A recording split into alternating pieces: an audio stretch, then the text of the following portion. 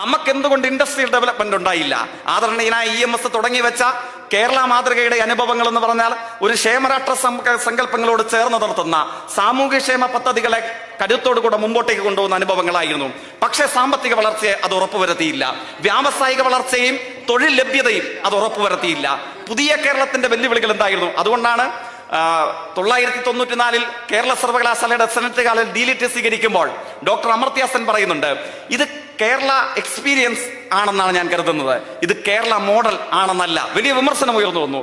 കേരള മാതൃകയെ അമർത്യ സെൻ തന്നെ തള്ളി പറഞ്ഞോ? അന്ന് EMS പഠന കോൺഗ്രസ് ഉദ്ഘാടനം ചെയ്യുക മറുപടി പറഞ്ഞു. അതിന് 3 വർഷങ്ങൾക്ക് പിറകിലാണ് മറുപടി പറഞ്ഞു. കേരള മാതൃക എല്ലാ കാലവും 1-ാം സ്ഥാനത്ത് എന്ന് പറഞ്ഞ് അഭിരമിക്കാനുള്ള ഒരു കാര്യമല്ല കേരളത്തിലെ ഇടതുപക്ഷക്കാർക്ക്. മറിച്ച് വരുംകാല കേരളത്തിന്റെ വെല്ലുവിളികളെ അഭിസംബോധന ചെയ്ത് അനുദിനം നവീകരണത്തിന് പാത്രീഭവിക്കേണ്ട ഒരു കാര്യമാണ് കേരള മാതൃക എന്ന് EMS പറയുന്നുണ്ട്.